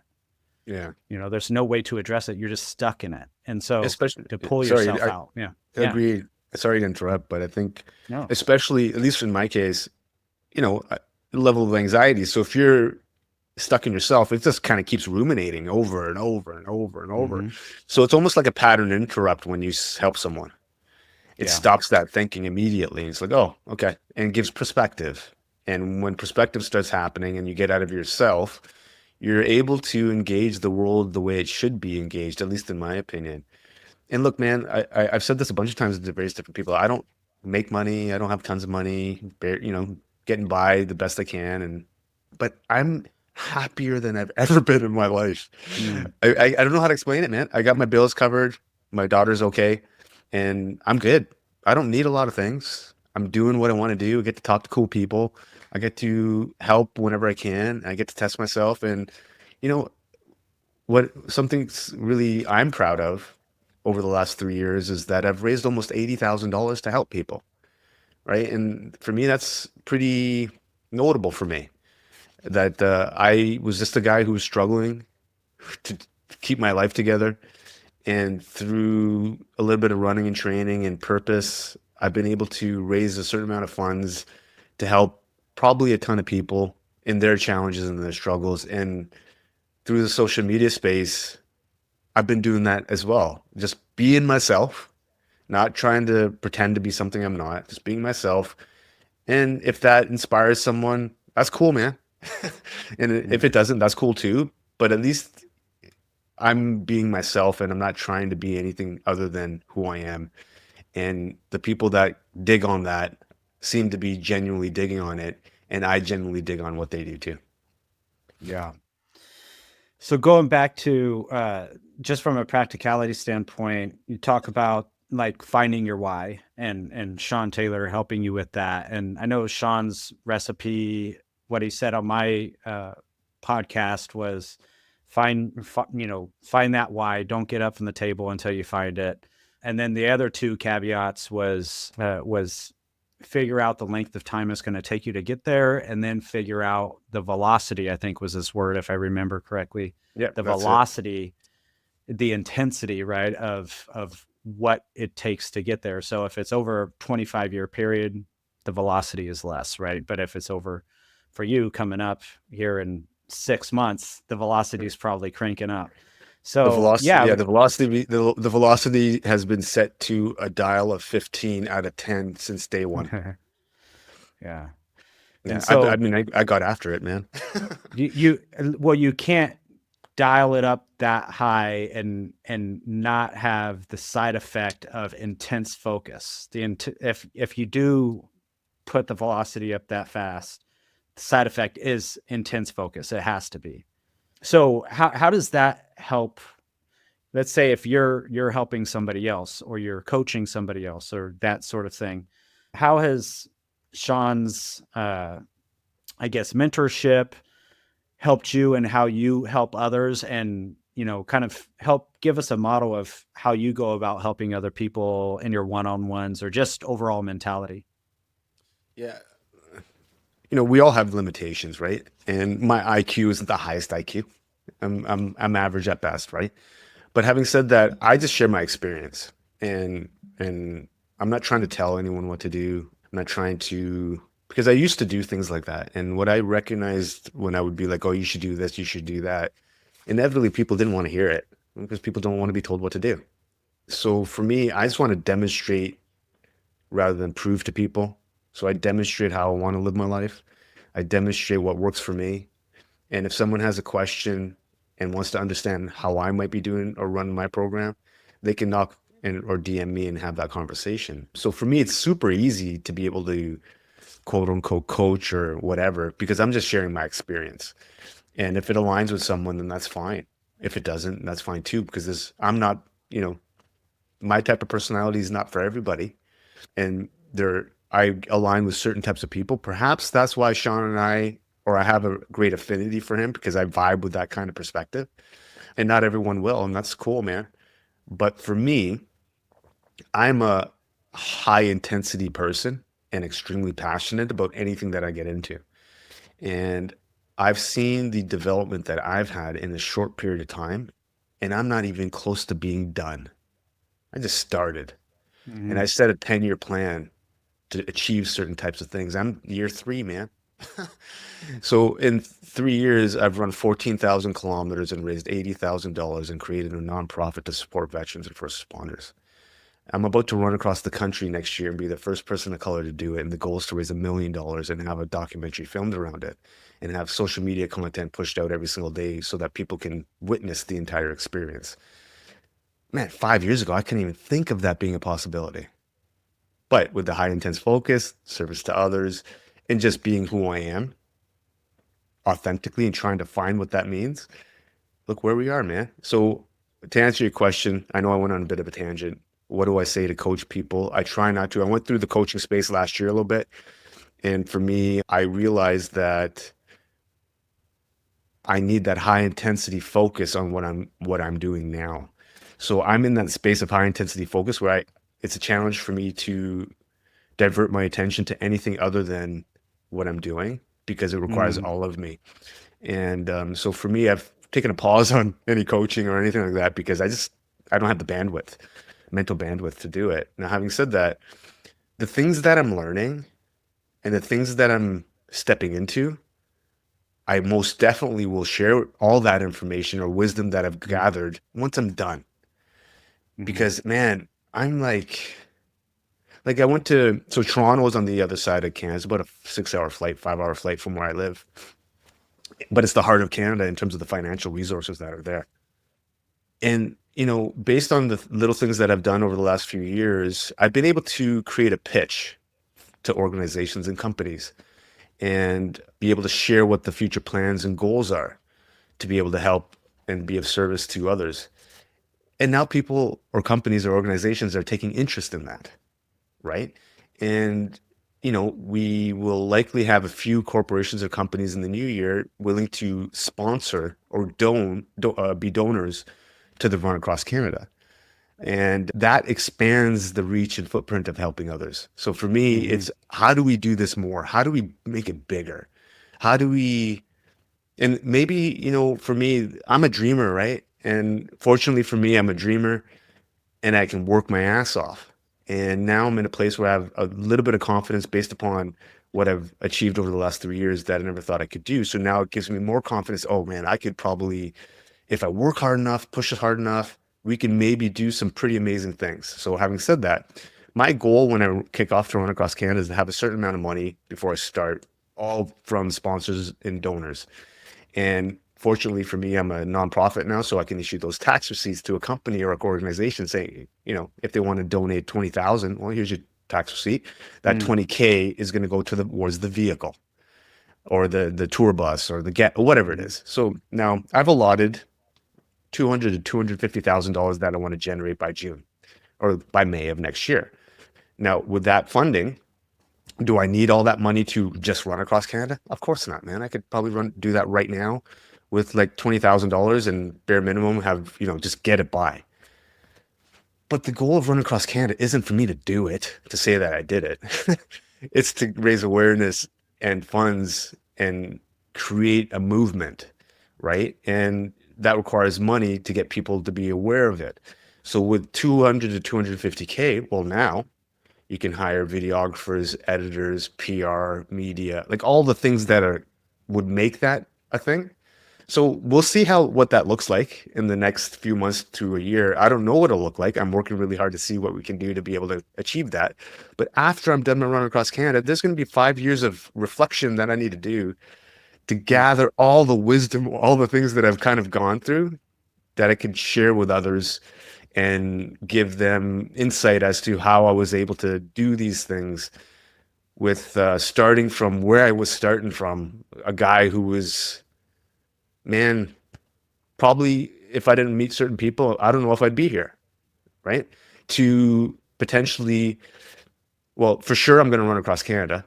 So, but, in terms of how much money we raise and whatnot, I mean, we'll see what that looks like. But that's, I think, a notable sort of trajectory and story that we can share with others that can maybe inspire and hopefully inspire others to who are smarter than me, do more than me. Yeah. Yeah, man, that's I'm excited for that. I mean, it's the start of it. I'm sure I'm not as excited as you are, but the start of it is in 6 months, and that's going to be fun to kind of follow along with that journey. Now, how are you just posting updates on the thing? Do you have a team of people posting updates around it? How's that going to go? Yeah, so I'm still kind of figuring out the logistics behind it, still kind of sourcing the funds. But we do have, there's a hotel chain called the Sandman Hotels up here in Canada. You might have some in the States as well. They're on board as a sponsor, so any accommodations are covered throughout. Or even right now, anytime I need to travel across the country to do fundraising or networking or whatever, accommodations, they're covering those. And so they're going to be partners as I run across Canada. Another company that I connected with that's a veteran-owned company called Canna Connect. I'm wearing their shirt actually. They are a facility or a lounge that has locations about 15 or so across the country that support veterans and first responders, giving them a safe space to kind of hang out and just have coffee or whatever. But they also provide prescription cannabis to facilitate that process for them. So they're on board. So they're going to be supporters. They're partners in terms of what I'm doing. I have a supplement sponsor called Magnum Supplements. They've been super supportive on my journey over the last really couple of years, but more so since this June because now they've been helping me kind of focus 100% on my training. So they do pay me, which for me was a huge step in the right direction because my understanding and my research lets me know that most supplement companies don't pay anybody other than here's some supplements and here you go. So they're another partner. So we're starting to cultivate some of these partnerships. I have a couple meetings tomorrow to see if we can get larger sums of money in terms of making the production work happen. So yeah, it's all going as organically. You know, I've obviously sourced certain people to be part of my crew that I trust, that I've known for a while, that are gonna be my well, you know, man, if I'm running 100K a day, I'm going to be incapacitated for 70 days. So I need people to take care of everything for me outside of, you know, me doing the running and training and whatnot, but to also do the PR and all the other things. So those things are in place right now. We're going to have a website up in the next few weeks to kind of give people more information. So yeah, we're moving as fast as we can and as best as we possibly can with the limited knowledge that I have, but we're figuring it out. Yeah. Yeah, man. It's such a big undertaking. So that's amazing. Okay, so kind of changing it up a little bit. So I got a quote in my research about you from a guy who was mentioned in here a couple of times, Seb Lavoie. Oh, did I say Seb Lavoie? Do I say his name right? Lavoie. Yeah. Why do I want to say Lavoie? Is it just because you're American? Yeah, maybe that's why. Maybe that's why. So yeah, out of the things that he said, here's what I'll share. Satch has more time working on himself than almost anyone I know. He's also an extremely loyal friend, and once he has your back, it's for good. I can even picture when he says for good, I can picture his Canadian inflection on it. But yeah, Man. That's very nice of him to say. I love that guy. That's all. I mean, there's not much else I can say. I get emotional thinking about it because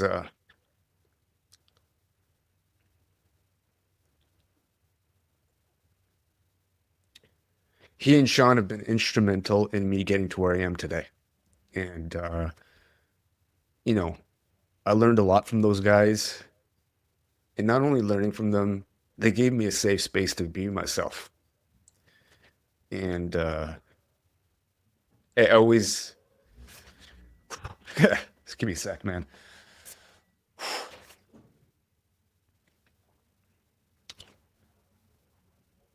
It's nice to hear good things from good people.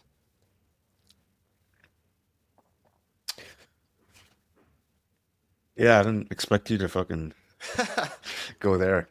No, I appreciate the kind words by Seb. I feel that he's an awesome guy and he's done a lot for other people and he continues to do a lot for other people and supporting them and doing the best that he can. So, you know, I align with people like that, man. Like I vibe with that. I respect it. And hearing those things from me are like from him, it's better than getting a freaking trophy or a medal, you know? Yeah.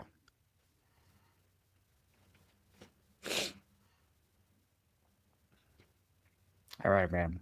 Yeah, buddy. Um, Appreciate that. yeah. When Yeah. when did I you get think, that off of him? You must have been talking to him recently or something. yeah. Yeah. I think he told us a couple of days ago, 2 or 3 days ago, but yeah. Yeah. I wanted to share that because I think it's one thing, it's what people say behind your back, that we're concerned about, really. That's what we're concerned about. Yeah. And our egos can get wrapped up in it. But when they're able to share that to a stranger, essentially Seb and I are strangers other than our interactions with, on the show. And so to have somebody with a stranger say, no, like, here's what this guy's about. Like, this is what I know about him. And here's what he's about. I think is important for you to know, or anybody to know what they're saying about you, Yeah. Yeah. You know what? I appreciate you going that extra step to do that. And I'll share why. Is because like I said, I'm kind of in a space right now, like I have hyper focus, kind of just keep doing what I need to do, keep moving forward. So I don't lose touch, but I'm just moving like constantly forward. And I haven't had too many opportunities to stop and smell the roses, so to speak, right? And so I really appreciate you doing or going that extra mile to allow me the opportunity to smell the roses. Mm. Yeah, of So course, appreciate man. it. Yeah, of course. Of course. So, one of the other topics I wanted to get into, and I'm getting into this because I don't know if it's calling you out necessarily, but it's something that, and I heard you in another episode and I'm like, is that true? I don't know. I heard you say, you have no regrets. And so that was the thing that you said where I'm like, is that true? Is that his ego saying that? Let's check. So as you said earlier, when you're talking about your own parents, no one's perfect. Yeah. No one is perfect. And I know as a father of 4, and I don't know if there's any parents that don't feel this way. I would imagine most parents, at the very least, if I'm undershooting it, most parents feel this way, is when they have time to reflect, regret seems to be one of the things that they reflect on. And so for me, it's usually at nighttime, as I'm reflecting on the day. It's also long runs. Like I mentioned earlier, I'll be on a long run and I'll reflect. I'm like, man, like I need to communicate better, in this way or something. And so, but it'll be one of the things where my wife and I will sit at night and we're like, essentially kind of come into account, like, how did we do? And so she might say, you raised your voice a bit, or you kind of went hard on KJ a little bit. Gosh, man, like, dang it. Like, and I'll be hit with the truth. And that is like, oh, and then immediately I want to go wake them up out of their bed and be like, I'm sorry, dude. Like, but like, and then I'm able to be better the next day or more attuned the next day. That insight of regret helps correct my behavior. It gives me guilt, which is a good thing. Guilt is a thing that helps me correct my behavior. And then I hopefully, try to be as consistent as possible. But like you said earlier, nobody's perfect. So with your daughter, she's 7-ish around there, Yeah, somewhere she's in there 7 now. now. Yeah. So as you reflect as a father and you reflect back on the things that you have no control over now, which was the past when she was 2, and you reflect back forward now, again, you don't have any control over it. All you have control is over what you do next. How does all this culminate into you being a better father or a more attuned father? Yeah. So, look, I have regrets. So I think me saying that probably in that moment, I probably didn't explain it as well as I probably should have. And I don't know where you heard where I was saying it, but there is nuance to it, right? So like, I'm a different person now than I was 4 years ago. 5 years ago, 6 years ago, regret to me means putting emotion to something that I have no control over, and it makes me feel not so good, right? So now for me, I objectively look at anything that I've done that isn't optimized, and acknowledge it, and then, okay, I won't do that again, and keep moving forward. So I don't think of it like regret. I just think of it as recalibrating to continue moving forward in a positive direction. If I were to sit down, because I told you at the beginning of this, I'm an emotional person, right? So if I think too much on those things and apply emotion, oh, I should have done this, I should have done that, it's not good for me. So what I can do is like, okay, that's how I was, that's what I did. Okay, I'm going to do my best not to do that again and be the best version of myself today and keep moving forward. And I kind of leave it at that. And it seems to be working for me because I can reflect on my daughter. Look, I wasn't the best father when she was 1, 2, 3 years old. It just wasn't. I was dealing with my own stuff, and I didn't know how to properly be a father and how to connect with people in general, right? Like the true connection. And I'm still kind of not struggling with it. I'm still trying to find my way through that right now too. But I look back at it and I look at where I'm at today, and my relationship with my daughter today is pretty amazing. So I don't regret anything that happened in the past because it turned me into the person that I am today. And I had to experience that crap to be able to reflect upon it and do better. And that's all I want to do life better. I think I had that conversation with Shawn because I think I said that to him one day. I was like, man, I just want to do life better. And so that's kind of what I'm doing. Just trying to do life better the best way I can.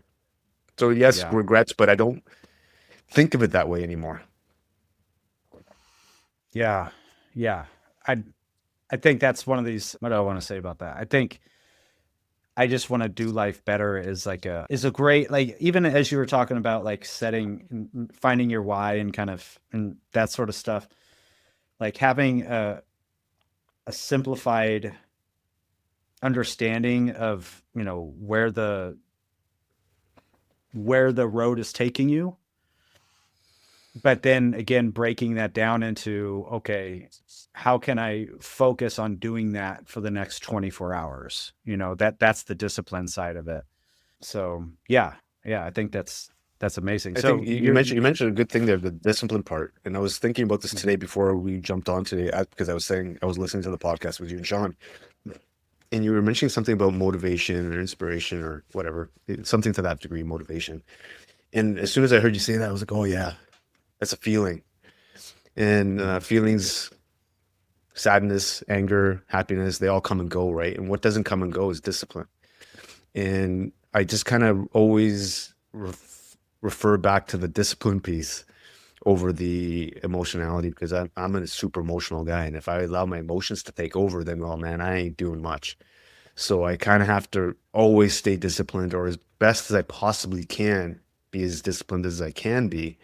And again, I'm not perfect, man. I do a lot of stupid things from time to time, but I do my best. And I do the best in the moment. And I try to be as disciplined as I can be with a lot of things in terms of routine. Yeah. And to even bounce that back, I heard you say on an episode, you said something that I've said to clients probably several hundred times, but you were saying, like, you said you corrected yourself in the interview. You said, essentially you were talking about how you were trying to be happy, and you're like, wait, let me correct. I don't want to use the word happy there. And then you went on to identify it in a more effective way, because that's the thing, right? Like, when I remember 18 years ago ish, my mentor was sitting in front of me and was like, okay, what do you want? And I said, I just want to be happy, and I didn't realize at the time, it took me years to actually realize this, but I didn't realize at the time that was the problem in the first place, was I was chasing happiness. Yeah. I was chasing this fleeting feeling. And so that got me into using all sorts of drugs and alcohol and having relationships with people I shouldn't be having relationships with, and food and all this sort of stuff, chasing this dopamine thing. And so what I've come to find out now, like what I try to help clients with now, is like the antidote to happiness that is more sustainable is joy. And joy is something, because the root word of happiness is hap, which means fortunate or to be lucky, right? Which is, to your point, like, it is fleeting. So if you're basing all of your kind of life's goals off of something that's winning a lotto ticket or winning a scratcher, then good luck. Like your day to day is going to be kind of all over the place, up and down. It's not sustained. But joy is and it's something that's outside of your control, happiness, a lot of times. But joy is something that is within your control. It comes from the root word rejoice, and rejoice is something like it's gratitude. It's being intentional about finding stuff that you're grateful for from the day to day. And if you do that on a day to day basis, then you'll spur up. You're able to take action. It's actionable things that you can do for yourself to create joy for yourself. So yeah, I like that. And I think maybe I can add a little bit of nuance to that. And since you're having the Seb's podcast come out soon, this might be kind of in conjunction with that. Is how do you cultivate joy then, right? And how do you have joy? And how does one understand gratitude and all these different types of things that might be associated to the word joy, right? And it's something that Seb says that I think aligns perfectly with this is meaningful things with meaningful people. So if you're doing meaningful things or having meaningful conversations or meaningful activities with meaningful people, you cultivate joy from there. I don't think joy just happens by you thinking about being joyful. It happens through action, through meaningful action with people, things, and the community. Because I think joy, to your point, is a very internal thing that I'm starting to understand now. And I'm 46 going on 47 in a couple of weeks. And what is that to me? Joy to me is you mentioning that quote from Seb about me. That gives me joy.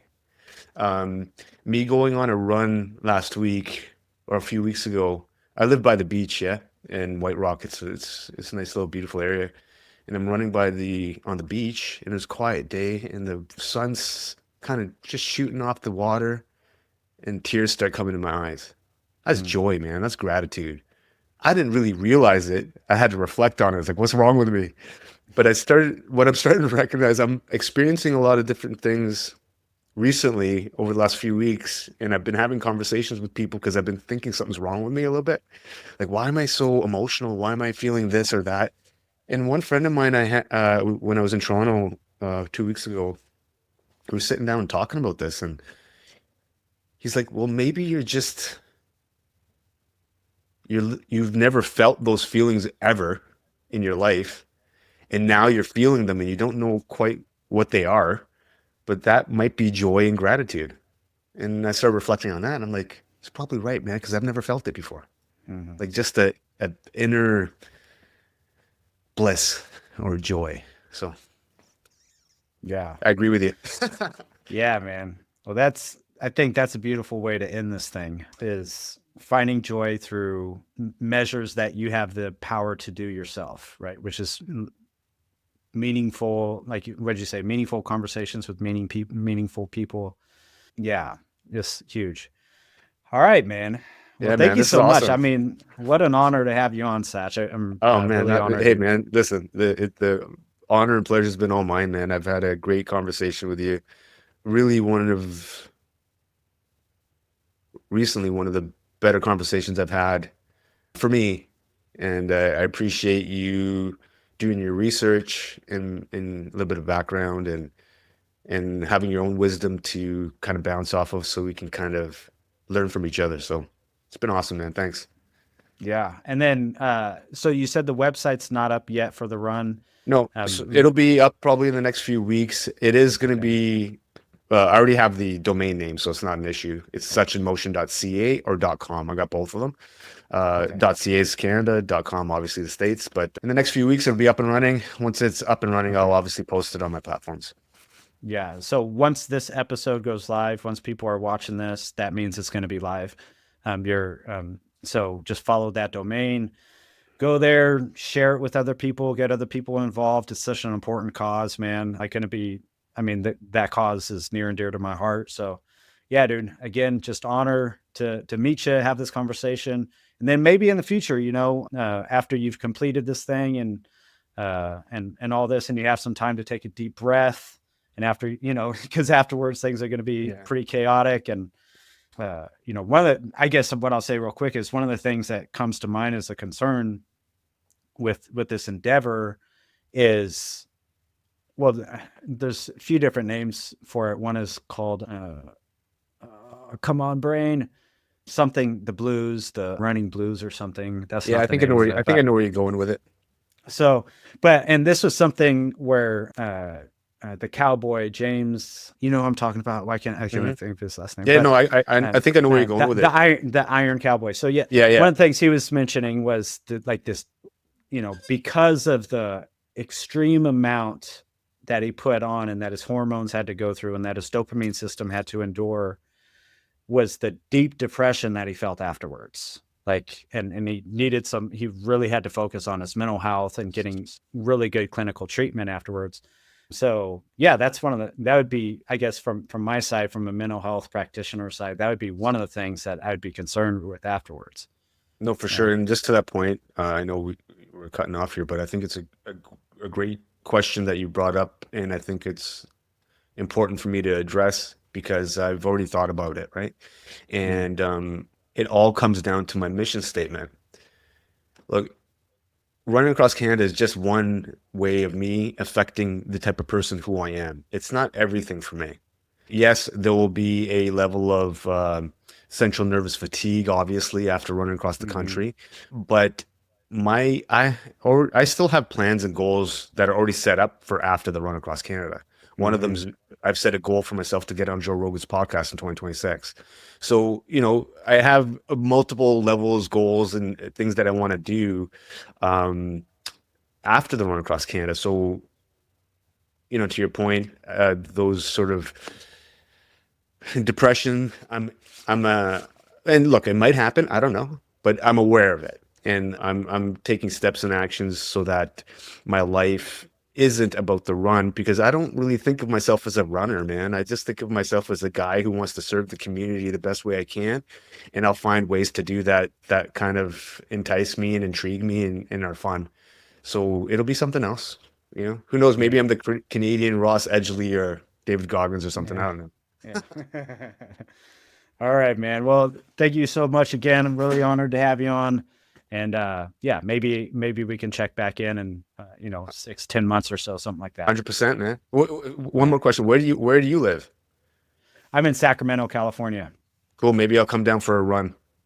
Yeah, dude, that'd be awesome. That'd be awesome. Let's do it. All right, we'll plan something after I'm done my run across Canada, and we'll touch base, and maybe we'll come connect, and I'll run around Sacramento.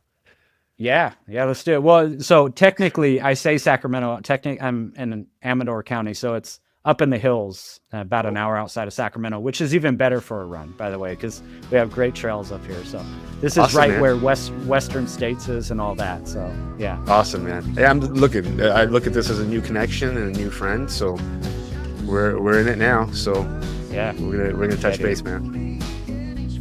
Thank you for listening to this episode of the Patina'd podcast. There are other shows that emphasize resilience, but my intent is to normalize personal development through embracing challenge by interviewing the common man and woman, the person that you and I can relate to. If you are someone who wants to soak up the insights of normal people doing extraordinary things, please subscribe.